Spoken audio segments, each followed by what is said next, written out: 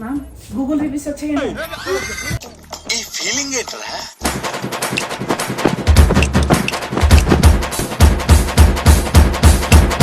ఇక మొదలెడదామా?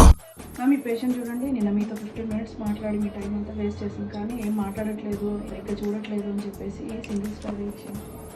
ఏం మాట్లాడట్లేదా? ఎంత వాగుడు వాగాను మూర్తి.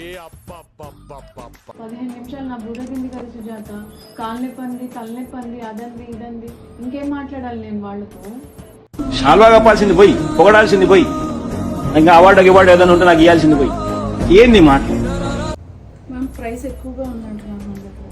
ఇలా హెయిర్ కట్కి ఎంత ఛార్జ్ చేస్తారు? ఒక్క మాటతో లేచి 2 జేబులు చేతులు పెట్టుకుని నడుచుకుంటూ వెళ్ళిపోతున్నాను. నేను ఎక్కడికి వెళ్తాను కూడా నాకు తెలియదు. స్టాఫ్ రూట్ బిహేవింగ్ అంటారు. Staff route behaving? మన వాళ్ళు బాగానే మాట్లాడతారు కదా, ఏం రూట్ బిహేవియర్ చేశారు? కొంచెం పువ్వుల్ని అమ్మాయిల్ని చూపించండి రా, మరీ వైలెంట్ గా ఉన్నాడు. మ్యామ్ ఇతను చూడండి, సింగిల్ స్టార్ ఇచ్చారు. కర్టన్స్ బాగాలేదని, ఫ్లోర్ నీట్గా లేదని, అటెండర్స్ కూర్చోడానికి ప్లేస్ లేదని చెప్పి. ఇట్లాంటి వాళ్ళు ఏమంటారో తెలుసా? చెప్పిన ఇంపార్టెంట్ విషయాలన్నీ వదిలేసి ఇటువంటి పనికిమాలిన విషయాలు అడిగేవాడిని కూట్లే అంటారా, కూట్లే. మ్యామ్ ఇతను చూడండి 3 stars ఇచ్చాను. ఏంటి అలా చూస్తున్నారు? ఏంటి అలా చూస్తున్నావు? ఆడ వెనక్కి వస్తాడు నా వెనక్కి వచ్చి 4 stars 5 stars 7 ఇస్తారు అనుకుంటున్నాను. అతను ఇవ్వడంటావా? అయినా పొద్దునే నాకు నీతో ఈ ఎదవ డిస్కషన్ ఏంటి? తెలుగు సీరియల్స్లో కూడా ఇంత డ్రామా ఉండదు. నేనేం పాపం చేశాను, నాకే ఇన్ని కష్టాలు వచ్చాయి. 2 hours waiting time, slow service అని చెప్పేసి. స్లో సర్వీసా?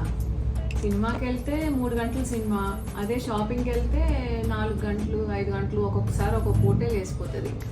కరెక్టే, అక్కడైతే ఎంటర్టైన్మెంట్ ఉంటుంది, ఇక్కడ మన దగ్గర ఏముంటుంది, హెల్తే కదా.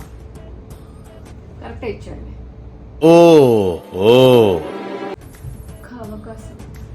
ఒక్క అవకాశం కావాలి, ఒక్కటి. సినిమా రివ్యూలు ఇచ్చినట్లు ఇట్లా సెంటర్లకి కూడా రివ్యూలు ఇస్తే భయం వేసి వేయడం మానేసింది. అయినా మనోభావాలు దెబ్బతినేలాగా ఈ రివ్యూలు ఇవ్వటం ఏంటో, మనం నైట్ అంతా నిద్రపోకుండా ఇలాగా